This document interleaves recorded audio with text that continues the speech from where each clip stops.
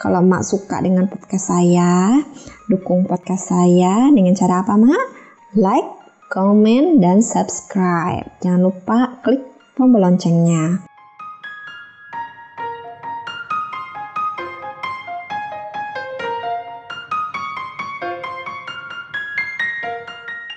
Kita jumpa di podcast Curhatan Mak Hijabar.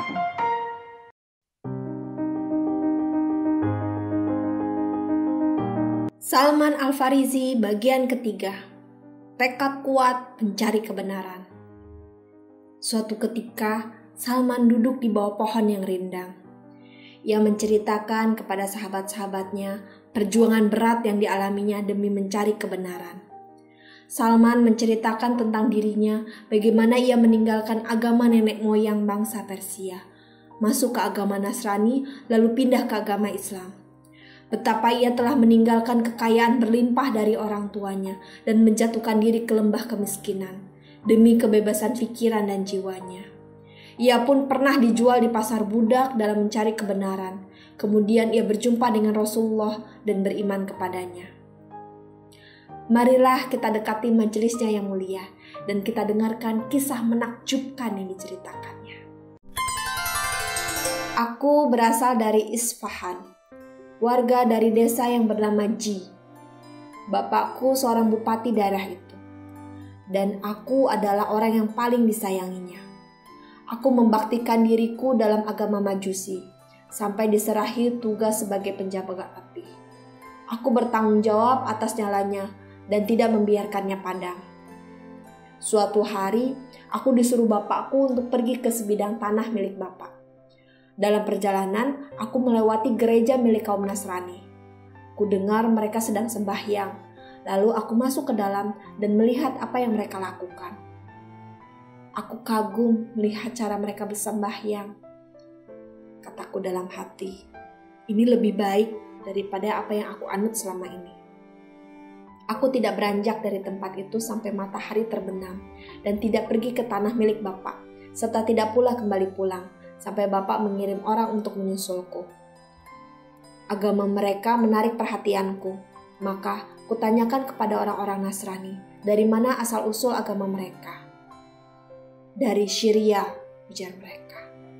Ketika aku bertemu bapakku, kukatakan kepadanya, aku melewati suatu kaum yang sedang melakukan upacara sembahyang di gereja. Upacara mereka amat mengagumkan. Kulihat agama mereka lebih baik daripada agama kita. Kami pun berdiskusi dengan bapak dan berakhir dengan dirantainya kakiku. Aku dimasukkan penjara. Aku sampaikan kepada orang-orang Nasrani bahwa aku telah masuk agama mereka. Ku minta pula bila datang rombongan dari Syria, beritahu aku sebelum mereka kembali, karena aku akan ikut mereka ke sana. Permintaanku itu mereka kabulkan. Kuputuskan rantai, lalu kabur dari penjara dan menggabungkan diri dengan rombongan menuju Syria. Sesampainya di sana, aku bertanya ke ahli agama. Ia adalah uskup pemilik gereja. Kuceritakanlah keadaanku.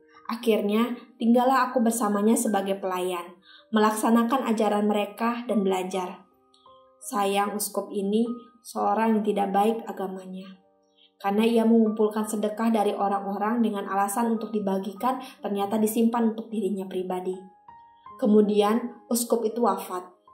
Mereka mengangkat orang lain sebagai gantinya. Kulihat tak seorang pun yang lebih baik beragamanya dari uskup baru ini. Ketika ajalnya telah dekat, aku bertanya kepadanya. Seperti yang sudah dimaklumi, sebentar lagi berlaku takdir Allah atas diri Anda. Maka, apakah yang harus kulakukan dan siapakah sebaiknya yang harus kuhubungi? Anakku, tak seorang pun menurut pengetahuanku yang sama langkahnya denganku, kecuali seorang pemimpin yang tinggal di Mosul. Setelah ia wafat, Salman berangkat ke Mosul dan menghubungi pendeta yang disebutkannya itu. Kuceritakan kepadanya pesan dari uskup tadi, lalu aku tinggal bersamanya selama waktu yang dikehendaki Allah. Kemudian, ketika ajalnya telah dekat, kutanyakan kepada siapa yang harus kuturuti.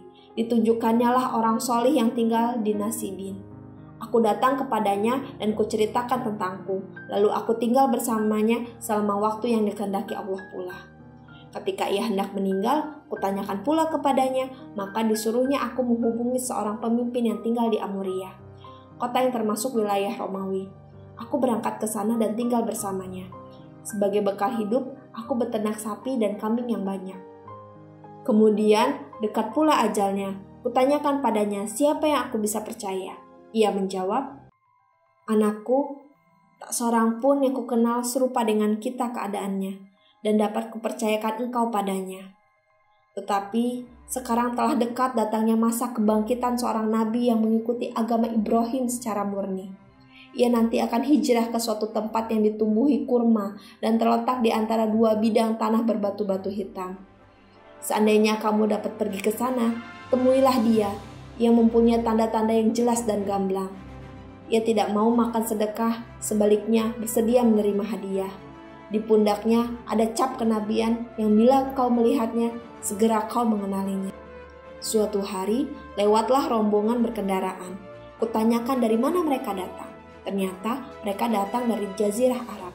Maka kukatakan kepada mereka, maukah kalian membawaku ke negeri kalian? Dan sebagai imbalannya, kuberikan sapi-sapi dan kambing-kambingku ini.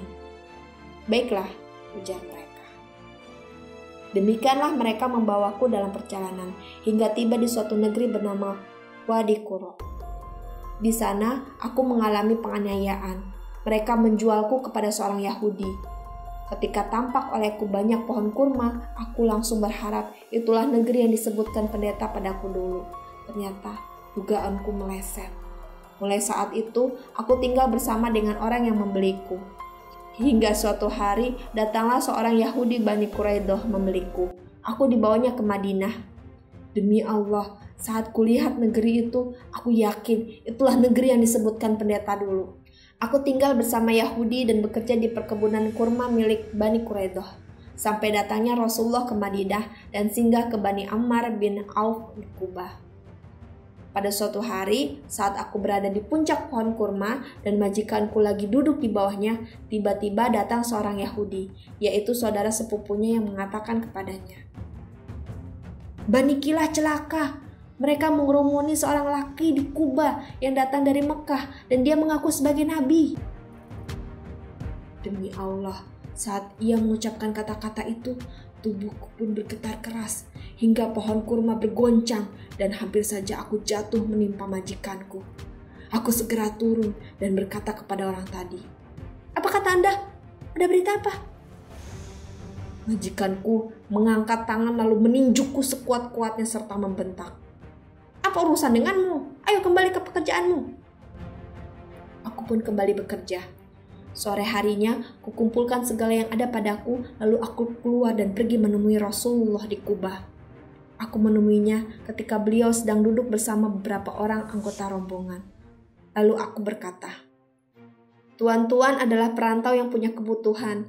Kebetulan aku punya persediaan makanan yang telah kujanjikan untuk sedekah.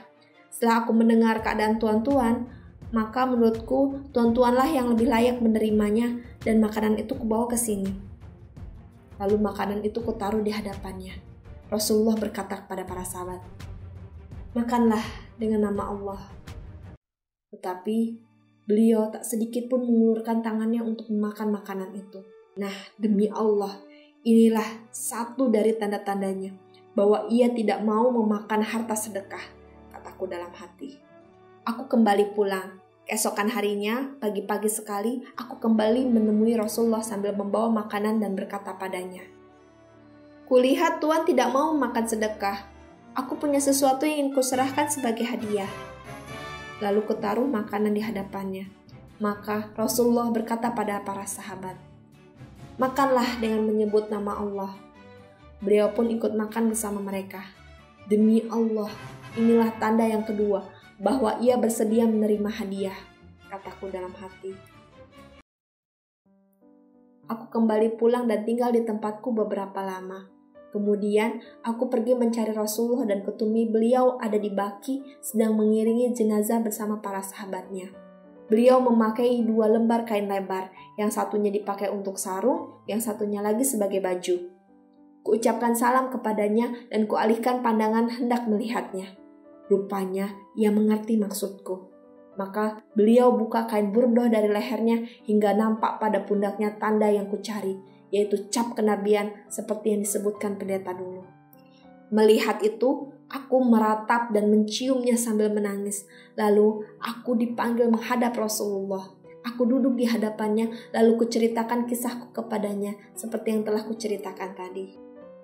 Kemudian aku masuk Islam. Perbudakan telah menjadi penghalang bagiku untuk ikut perang Badar dan Uhud. Pada suatu hari, Rasulullah mengatakan padaku, "Mintalah pada majikanmu agar ia bersedia membebaskanmu dengan menerima uang tebusan." Lalu, kumintalah pada majikanku sebagaimana yang dikatakan Rasulullah. Beliau Shallallahu Alaihi Wasallam menyuruh para sahabat untuk membantuku dalam soal keuangan. Aku merdeka dan hidup sebagai seorang muslim, serta dapat ikut bersama dalam perang Khandaq dan peperangan lainnya.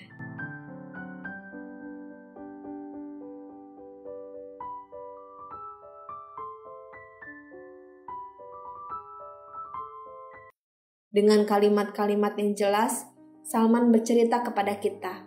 Ia berusaha keras dan berjuang untuk mencari hakikat keagamaan yang akhirnya sampai ke Islam dan membekas sebagai jalan hidup yang ditempuhnya. Kehausan akan kebenaran yang menyebabkan ia rela meninggalkan kampung halamannya, harta dan segala macam kesenangan.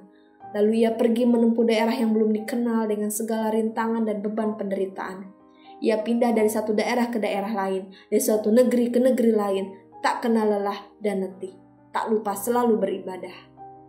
Pandangan yang tajam selalu mengawasi orang, menyelidiki kehidupan dan aliran mereka yang berbeda. Sedangkan tujuan utamanya tak pernah beranjak dari pencarian kebenaran. Pengorbanan mulia diberikannya demi mencapai hidayah Allah, sampai ia diperjualbelikan sebagai budak. Pada akhirnya, ia dipertemukan Allah dengan Rasul-Nya. Ia karunia umur panjang sehingga dapat menyaksikan dengan kedua matanya bagaimana panji-panji Allah berkibar di seluruh dunia, serta umat Islam yang menyebarkan dakwah dan petunjuk Allah dengan kemakmuran dan keadilan.